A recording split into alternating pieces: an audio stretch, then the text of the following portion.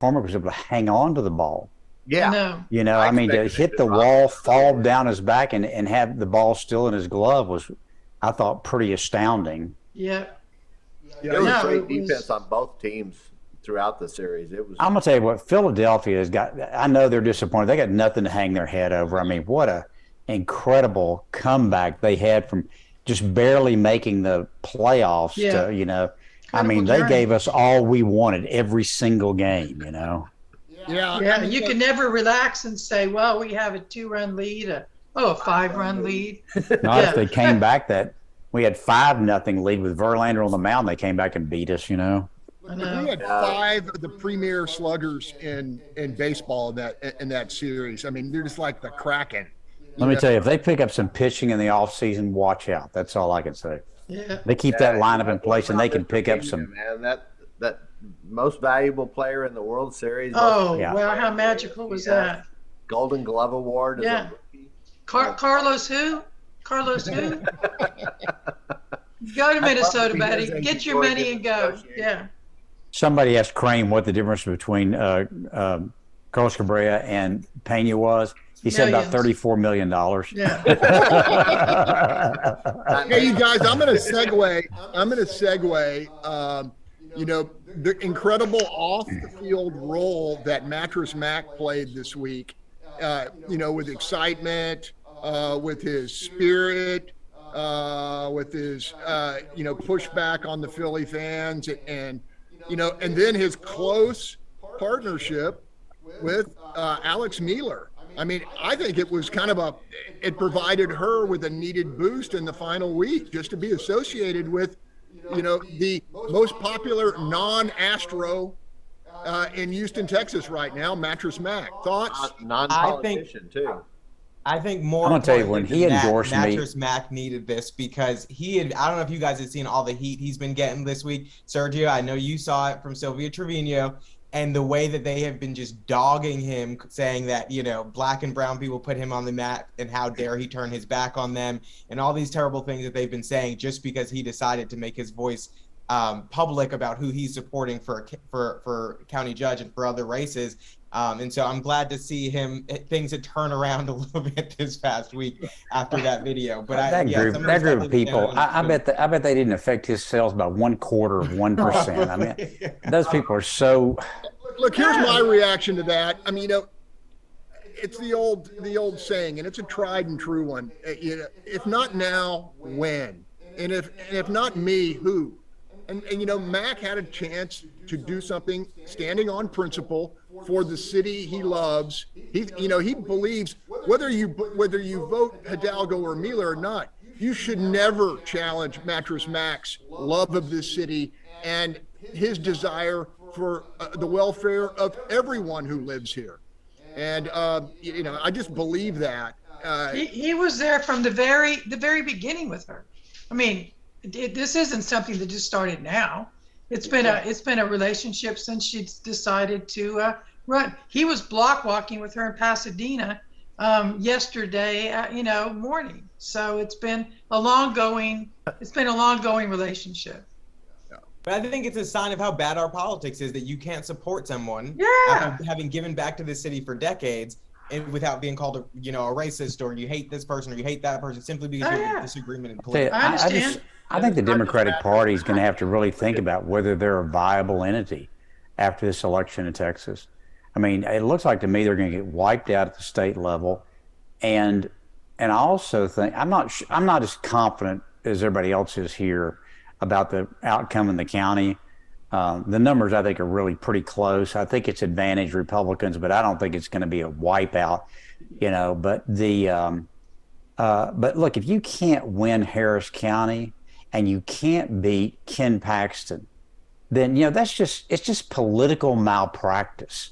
I mean, it's just, you know, I don't know what the Democratic Party has to offer anymore. You know, a bunch of woke policies that working class people don't agree with. Great. You know, and So, right now we've got I have more. a question for you. Go ahead, Bill. We've got more moderate Democrats quitting their party and joining the Forward Party than any other group right now. Stu, in your memory, have we ever had, or this community ever had, a a Latino at the head of the Harris County Democratic Party? We do. I mean, not in Harris County, but in the state, yes. Gilbert Hinojosa, but not in Harris County. I don't think so at all. Not even there, the mayor. I can go on and on and on. But yeah, no, not at all. Does that bug you, Sergio? Does that bug you? Does. Absolutely. It does bug me. It's not reflective of our demographics at all. I mean, not even close to parity. So if we had a little bit of parity, we may be okay. But, one or two, at the top that's just the tip of the iceberg when you have, a triangle where the majority of folks are here and they do pay taxes, whether you're undocumented or not. You do pay taxes and they deserve representation. Charles, what are you hearing about? Go ahead, Bill.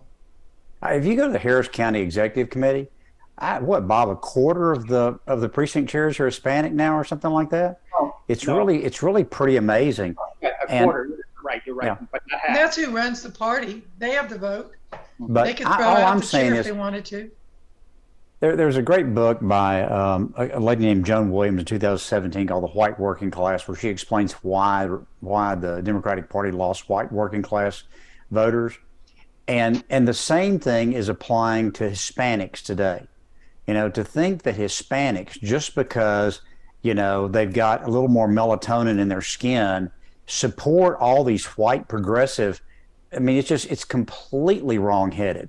I mean, for the most part, Latino people are, strong family people. They don't like abortion.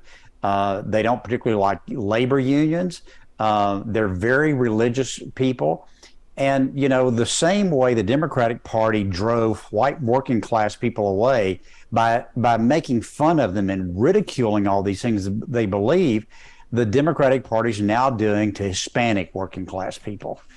And I tell you, also, I think the thing that Democrats don't understand about the immigration issue is while Latinos may support things like the Dreamer and getting their situation straightened out, they don't like the idea that people are flooding over the border. That's not good for them in a whole variety of ways. And to think that somehow you're going to win Latino votes by opening up the border is just the dumbest thing I've ever heard.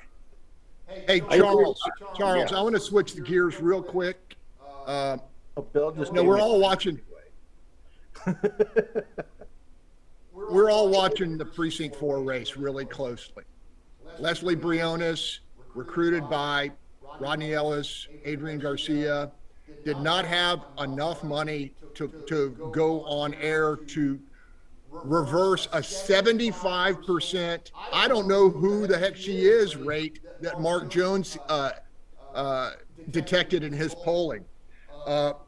Now, she does have the advantage of a district that was completely redrawn to favor a Democrat.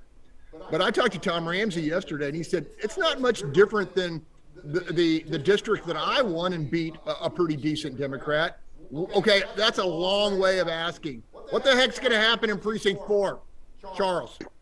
I think Cagle has it. I mean, here's the thing, Leslie, the district was cut for her. She was handed an elected official position after not having run for it and kind of backroom dealing, got given that judgeship, and had the full support of at least, Adrian and Rodney. I'm sure Lena supported her behind the scenes, but was too busy worried about her own race to really do too much. But she had the full support of them, and she still is underperforming as of right now. And I think it's largely because, sure, if you look at Mark Jones' polling, Cagle had a relatively high, relatively low name ID in that district if you had compared it to his previous precinct. But he got out. I mean, I don't think there are many elected officials locally who will outwork him in terms of going out into these communities and getting to know people. And when I watched the debate that you moderated, he had a deep command of the issues, was more than willing to kind of explain his positions on where he stood on different things. And I didn't get that same feeling from Briones. And so all that considered, I think he's maybe not safe enough that he can coast, but that he's going to win re-election securely enough that I think he can be confident in how it looks now. That's how I feel. I mean, and Mark said, 5 points, I think, in his polling. On all things, it seems like he's coasting to re-election.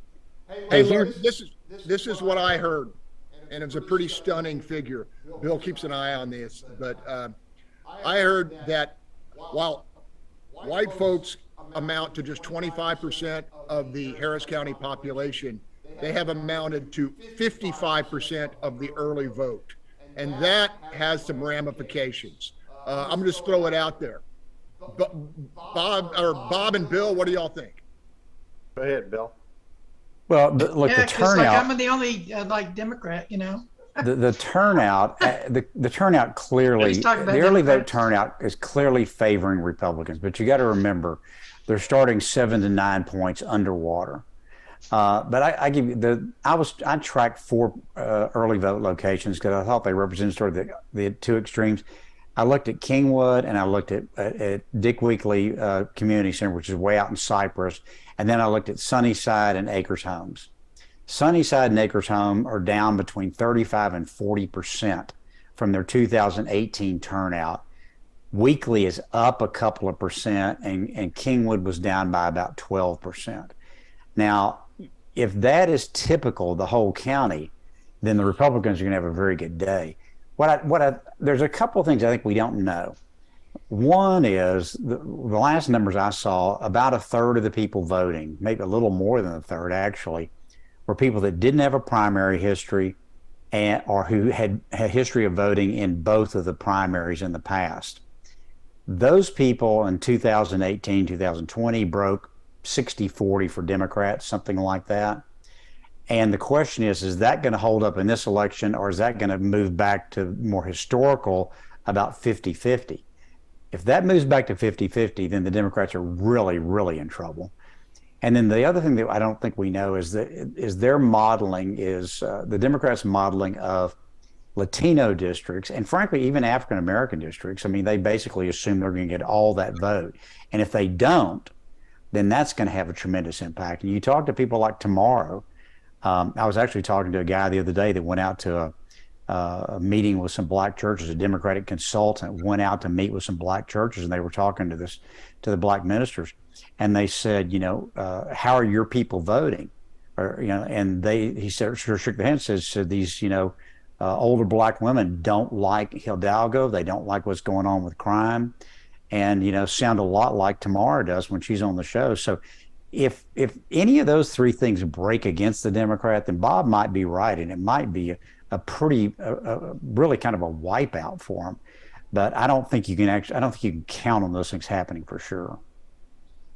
So if I could quote, I think it was Sue Lovell that said this several times in the lead up to this election, that the outvoting of Republicans in the primary, voting more than Democrats in the primary, is a precursor of what these results might be in the election, and more Republicans voted. And let's remember that Republicans typically vote election day, and so the fact that they're leading in early voting is pretty interesting and could really foretell a even bigger swing in the blue to red of Harris County.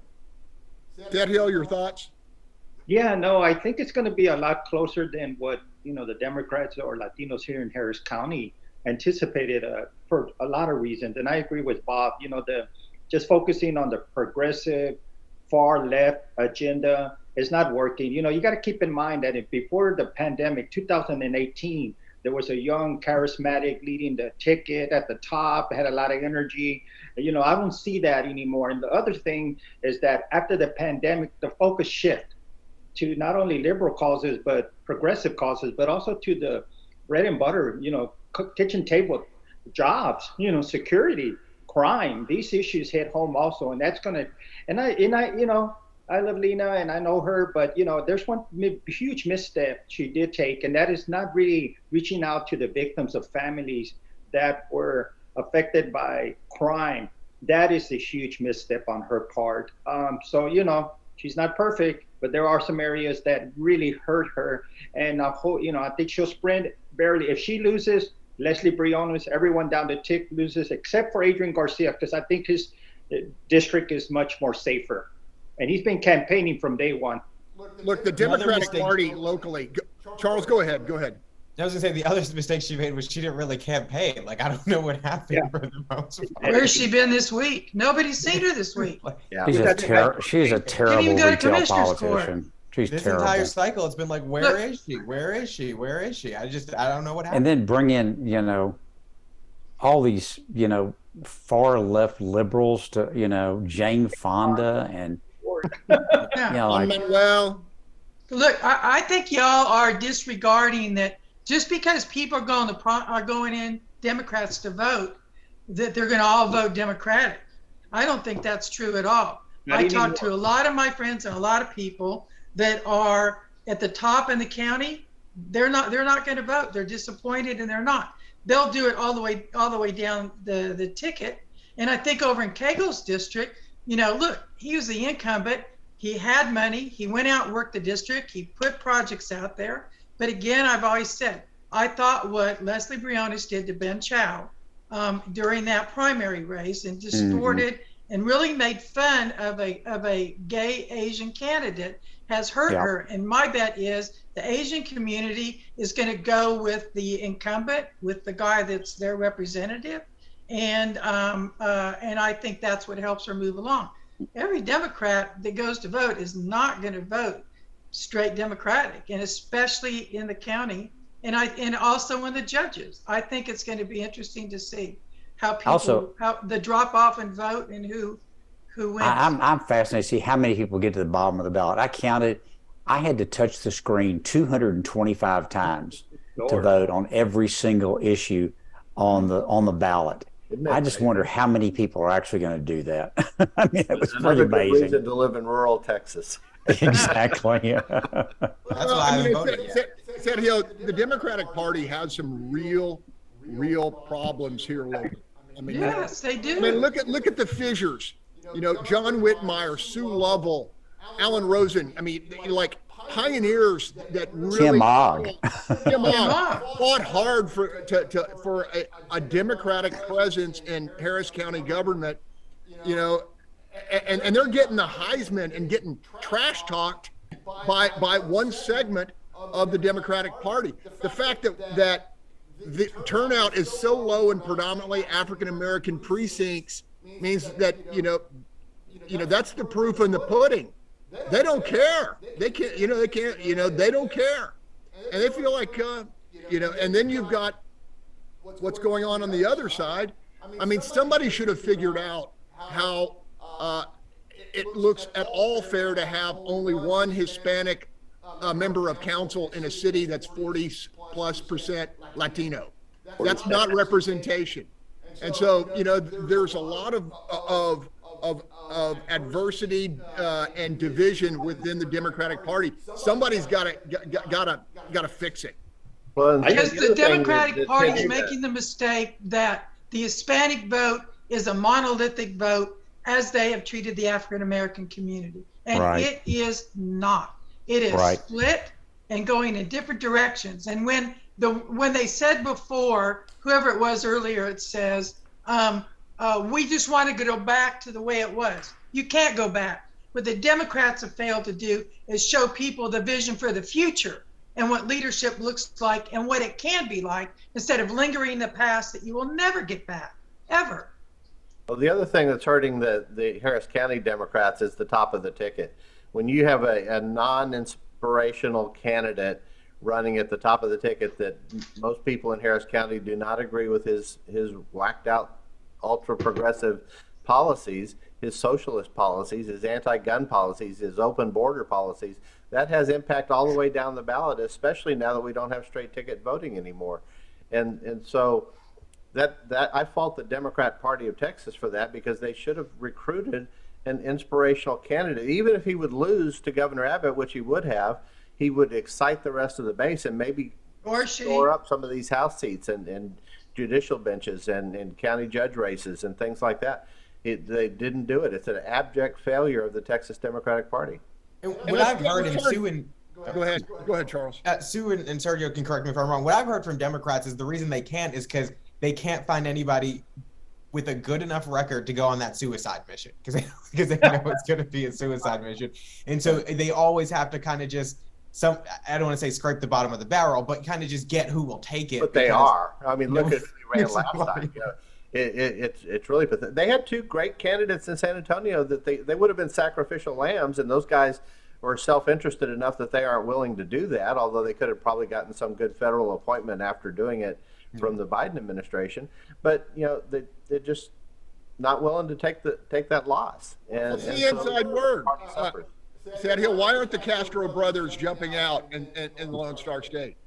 Well, it's all about timing. You don't want Yes. to risk your political career, that you're going to be in a losing effort. Who does that? The toll it takes to run a campaign statewide, the amount of toll that it takes, not only on the candidate, but the family also, is just excruciating. So it's all about timing. I think the Castro brothers are waiting in about maybe the next 4 years or the next 8 years. They're still young enough where the electorate is a little bit stronger for the Democrats, and it becomes a little bit more bluer. I don't think it's moving that way, sir. I don't think it's moving that way. I mean, it's just they're gonna get beat worse in this election than they did in the last one. No, just like when the Republicans lost in the national, they said, "Hey, we got to get back to work, and let's look at ourselves and look at the problems that we have." We blew it. The Democrats are going to do the same right after the midterm elections, because it is predicted that the opposing party always wins in midterms. What is unusual about this midterm? So that the Republicans are going to sweep nationally and locally, statewide? Absolutely. I don't see anything else shifting there. But the Democrats, I agree. I've stated it earlier and during my segments that they need to look at themselves, have some dynamic candidates, and stop shooting themselves in the foot. I'm not blaming the Republicans. We need to look. They're not capable. They're not capable of doing that. Yeah. They're just this woke ideology is now in their DNA. That's what funds the Democratic Party, and they are incapable of a course alteration. I mean, it was explained many times in 2017. Joan Williams, a bunch of people said, look, this is why you're losing elections. And what did they do? They doubled down on all that stuff. I agree. I mean, let's talk about transgender, because man, everybody in the country is concerned about that. Man, that's just, I awake at night trying to worry about all the transgender people. Now the fact that I can't get a job, or that bread's up 20% in the last week. I mean, it's just they're just out of touch. I think when Hidalgo, hold on, one at a time. Go ahead, Sue. Yeah. I think when Hidalgo got elected, which was kind of an accidental election, it was like a Trojan horse. And people with their own personal agendas climbed in and got in over county commissioner's court, and their own personal agendas and what they wanted was what they executed, not listening to people out here and their problems and what they want until it was way, way too late. And it's proven. We'll see now what happens in the elections. If Lena loses, if the judges, is the Democratic Party, which I'm a Democrat, I've held a lot of positions, but you got to sit down and decide what you're going to be, where you're going to go, where's your vision, and how you're going to move forward. And are you going to listen to the voters and listen to their concerns, not push your own personal agenda? Let me just say this first. Bill makes a good point about zealotry, but there's zealotry on the other side as well. Yes. And if the midterms go as we expect them to go, and the House reverts back to the Republicans, and they may win the Senate as well, are they going to spend the next 2 years in a scorched earth, counter January 6th? Yes, they will. Hunter Yes, Biden, they will. Hearings, blah, blah, blah. And it's just, for those of us who kind of are in the middle, that's just not solving any problems for me and my family. But there is a need to counter the political theater that went on in this January 6th hearing, where there was no confrontational cross-examination of witnesses, where there were no representatives of the minority party that wanted to bring up differing viewpoints, all of that kind of stuff. There is a need to have that discussion, especially about a lot of the causes of that incident and failures of that incident that were not even brought up and mentioned in that. I think that there's going to be some of that, but I don't think it's going to be a all-encompassing, this is all we're going to do kind of thing. The Republicans know that they've got some serious things to do, and if they don't want to get wiped back out again in 2024, they've got to be able to show that they did something and made a change and a difference. And one of the areas they can do that is along the border. They can actually pass some legislation from border security, and either Joe Biden will sign it or they can make him veto it. and get some of that stuff done. When you look at the lack of Democrat leadership along the border, simply because Donald Trump tried to do something about it, it's just saying LULAC would rather go down there and protest Greg Abbott's buses going to New York City and Washington, D.C., than protest the 1,000 people who died crossing that border, a record set. The United Nations calls the U.S.-Mexico southern border the most dangerous land border crossing in the world. And, thousands of people being injured and raped and attacked and robbed and all of these kind of things. Where is LULAC on that? So why do we not hear any immigrants who have a voice, who do not vote, and Hispanic people? And also, we support folks and against the Republican voter suppression bills, gun laws that they have out there. see, there it is. It's deflection. There's no answer to the question about what are we Hold on. We'll come back to you, Bob. Let Sergio have his say. He just wants to deflect. He won't answer the question. And if you're going to bring up LULAC, you're going to have to allow me the opportunity to respond. We focus on civil rights, education, and criminal justice. And we've been doing it for 93 years, very effectively. So that is the longest serving Latino organization in our country. So if you what about the civil rights of 1,000 people who were killed along the southern border? We have for education. We have created SARE jobs, workforce. What have you done? What have you created, Bob? Deflection. You can't answer a simple question. That's the whole deal. That's why we can't get anything done, because you won't have a serious conversation about the issue and about what's going on and about who's getting killed. Are you talking yet? We're having it right now. Rent is going up. No one can hear either one of y'all, so stop for a second. No one can hear either one of y'all. Sue, you had your hand up. Yeah, look, okay, I agree, Bob. There has to be something, but what is it? And I think it's a deflection, but what exactly would be the plan? What would you present to be voted on? The wall's not working. I mean, exactly what is it that it would be so people would know what was going to happen and what it was going to look like? Well, but to say we're going to go down there and secure the border, there's visions of so many things that people don't know. So what is it? The Lone Star Project. First off, hold on. First Bob, and then Sergio. I'd just like to know what the plan is. I mean, so what is off, it? The wall does work. Everywhere the wall has been built, it works. And so it was not allowed to be completed. It's not just a physical barrier. Part of the wall plan includes technology. It includes manpower. It includes roads along the places where the agents can get in there and not just apprehend people, but save people's lives. The Border Patrol saved thousands, a record number of thousands and thousands of lives last year out working the border, even though they were demonized by the Homeland Security Secretary and the President of the United States for just flat out lies that they knew were lies when they were demonizing these agents. What's the plan to keep them out? So I applaud they saving them. What is the plan to keep them out? I'll answer your question. Okay. The plan is you apply consequence to people that enter this country illegally. You send them back home, and that stops them from coming. This wide open policy of just, if you get here, you get to stay, that is not going to work. And so you have to apply consequence. You have to send them back, not just across the border, send them back to their home countries if you can. Agreed. Who pays for that? Send them back further into the country. Most of these Venezuelan migrants that are coming up here, they're not coming from Venezuela. They've been living in Chile and Peru for years. And now they're coming up here because the door's been opened wide open. Haitian Bob, do you think we need to amend the refugee law? Oh, absolutely. These are not refugees. They were already in a safe third country. But we require judicial determination. But we require judicial determination of the refugee claim, right? And that's what the backlog on that is what's really sort of the sticky wicket here, isn't it? Right. Yeah. Mine is, if you're going to take them back, why spend the money to take them all the way to New York? Why not go in the different direction and take them further, closer to where their original homes are?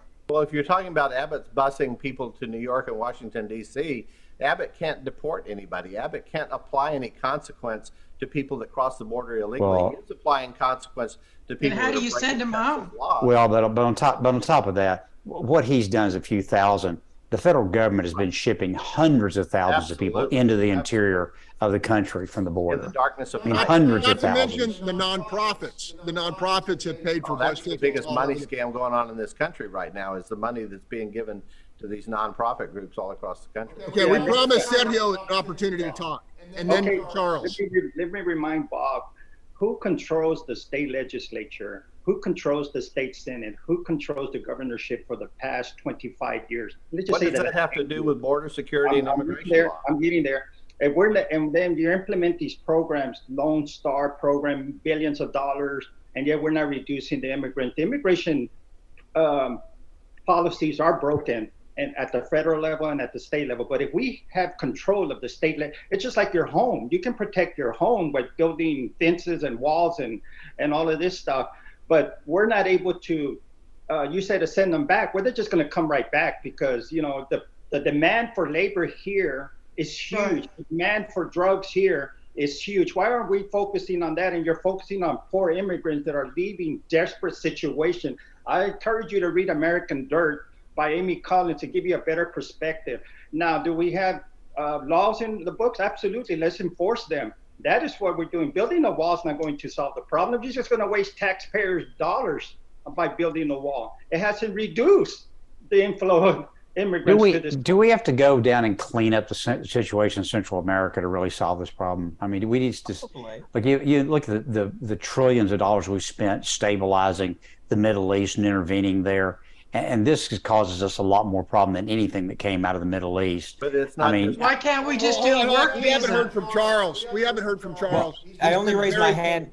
I only raised my hand to say I was going to go because I have to go get ready for this wedding. But I will add this. I do agree with Bill because I think, you know, I'm not an advocate of like nation building elsewhere, but in order to solve the problem, I don't know how you don't address the root cause of it, especially given how much money we've spent on it year after year after year after year. It would be cheaper to just go and fix it where it starts. And I will also add that even though a lot of people's opinions change from season to season, Bill has had the same position for like, I think 7 years now. I've been hearing him say that.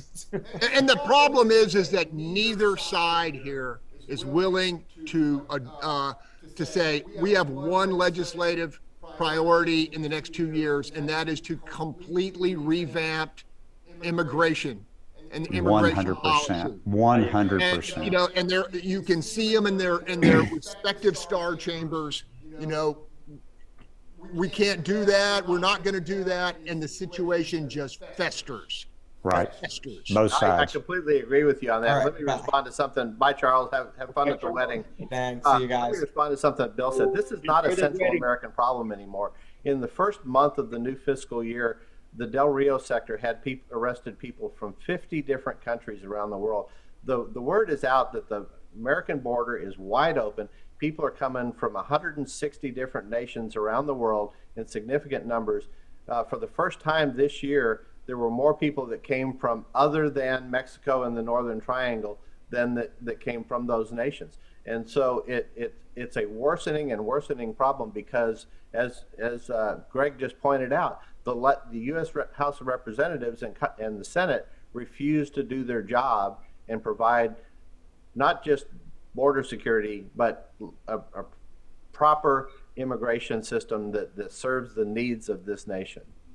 Bob, I have a question. So they're coming here to work. So can the state not put in a work visa program to take people here and then move them elsewhere to training programs or to go to work? Is there no way the state could implement that? We had that before, and the Democrats did away with it because the unions didn't like it. And they have successfully blocked it from happening again. But yes, there absolutely should be a guest worker program that allows people to come across the border. But this is not about jobs, these low-paying jobs anymore. This is just get across the border and get into the United States because it's going to help you. It's not going to help the nation. And where are these people going to work? They're going to drive down wages. They're already driving up rent. And when you look at the housing crisis in New York City and in other major cities across the country, because as Bill said, the hundreds of thousands of migrants that have been moved illegally by the Biden administration into these cities in the cover of darkness over the course of the last 2 years, it's eating up all of their Section 8 housing. It's eating up all of their other ways of taking care of American citizens who need help, and that's what has to be addressed. I became convinced that there was no appetite for solving the problem when a bipartisan proposal, Bob, you may remember this, 3 years ago, to provide a path to citizenship for 1.5 million current undocumented agricultural workers that were considered vital to the nation's welfare. There was support on both sides. The major agricultural, I guess, trade groups were 100% behind it, and it got spiked. It got spiked by both sides. No, there will be no compromise. And, 1.5 million folks, it was a pretty stringent requirement, like 8 years, 8 years for the path to citizenship without any law breaking. And, the famous 11, that was what they were called, the famous 11 bipartisan in Washington. Yeah. Do you remember that, Sergio? I do. I remember that, and why it didn't pass just shocked me, because it was a bipartisan. The senator from Florida, folks from California were working together across the aisle, and making sure they had some immigration reform comprehensive policy. This is exactly why we need a third party. Yeah, no one wanted to take the hit. Yeah. Hey, by the way, one did y'all wanted see? commercial again. Did y'all see in Mark's poll that 41% of Texans now support ranked choice voting? Wow. And it was pretty broadly supported across all partisan and ethnic groups and everything. And it was only like 26% opposed it, and the rest didn't know enough about having an opinion. Interestingly enough, you look at we potentially will have a veteran of Afghanistan as county judge. We're going to have a second Navy SEAL. Troy Nels served in Iraq. And then we got Wesley Hunt. So there are like 4 or 5 military veterans representing the greater Houston area in Congress. And mostly in districts that surround Houston. Yeah. And one of those is going to be my new congressman, Morgan Luttrell. So I've had several discussions with him, and I think he's going to do an incredible job. He's got a force multiplier on the campaign trail. Twin brother Marcus. Yeah. Although, I haven't seen him on any, maybe he's been in Conroe or something, but I haven't seen him out here in the rural districts. But Morgan's been out here regularly. He was here the other day again. And even though it's pretty clear he's going to win, he's treating it like it's a campaign and working it hard. And I think he will do a great job of working for the people of that district in Texas. I want to take advantage of having Bill here for a second. Bill, we're hearing more and more, I guess, predictions of a spring recession. What are the ramifications of that? And do you think it's going to be an intense recession or short-lived? The economic indicators right now are as strange as I've ever seen in my lifetime. And, the vast majority of American people already believe we're in a recession. And you've got unemployment at 3.7%. I mean, to some degree, to some extent, I don't understand why the American people are viewing the economy as bad as it is now. I mean, it's got to be inflation. But when you look at wages are rising pretty fast, anybody can get a job. It's like these folks have not lived through a real recession. It's kind of the feeling I get sometimes. So I'm not sure, and I'm also not confident that we really know how to measure GDP anymore. You know, it's traditionally been basically GDP is the increase in GDP is the population growth plus the, you know, increase in productivity. And I don't think we know how to measure productivity anymore. And I'll give you a quick example. You know, productivity is judged by the number of widgets you produce for the cost you produce them. Well, let's talk about music for a second. If you go back a number of years, we were spending a lot of money on vinyl disc and printing up labels and doing all that. Then we went to, you know, tapes, and then we went to CDs, and now it's all on your phone. And I've got access to much more music than I've ever had in my life, and it cost a fraction of what it would have cost for me to have all those things before, you know. And so I don't know that we really know how to measure economic output anymore. But, you know, the thing that sort of, you know, people complain about high prices. And then I get on the freeway and here come by, blowing by. And look, I drive fast, okay? I drive well over the speed limit almost all the time. And I have these gigantic pickup trucks with knobby wheels and all this blow by me like I'm sitting still. I mean, they've got to be getting like 8 miles to the gallon. And then they'll go on and just bitch about how terrible gas prices are, you know? It's just, there's all this sort of complaining, but yet I don't see every store is crowded, every restaurant's crowded. I don't, you know, I'm not, and maybe it's different here in Houston because oil's kind of back. I don't know, but there seems to me to be a disconnect between the way the American people say they feel about the economy and the way they're behaving. I'll tell you this. Good point. You know, the recessions in the 70s and the 80s, you know, you couldn't just say, you know something, I'm going to get another credit card, so it's 25%, you know, plus fees. People can spend, and then there's really no consequence to saying, hey, King's X, I can't pay you. There's no consequence. You know, you start over. And I don't mean to sound harsh, but I mean, look, I mean, it's true, isn't it, Bill? I mean, how much money could you can go leverage right now? Yeah, I think that's an element of it. But when you can go out, I mean, anybody who wants a job right now can go out and get one. Right. And in a real recession, that's not the case. In a real recession, when you get laid off, you know, you go get your unemployment and pray to God that it's over before your unemployment, Right. you know. That's not the case here. I mean, anybody who wants a job can go get one. Now, I do think there are some interesting structural impediments to people going to work. One is, you know, disability payments in the United States have just skyrocketed. I mean, we are spending so much more on that than we ever used to. And a lot of it is for soft tissue and mental conditions and stuff that we traditionally didn't give disability payments for. The other thing is that, you know, we have, I want to say the number is like 9 million young men that have a criminal record in the United States now, who have a very difficult time getting a job. And so you've got all these, when they start talking about, you know, you have all these open jobs and you got all these people that are not working. Some of that's because we've made it very, very difficult for people with a record to go get a job. That's something that needs to be fixed. So I think there may be some structural things going on here, but it doesn't feel like a recession to me. You know, I don't know. When wages go up, prices go up. Well, Right.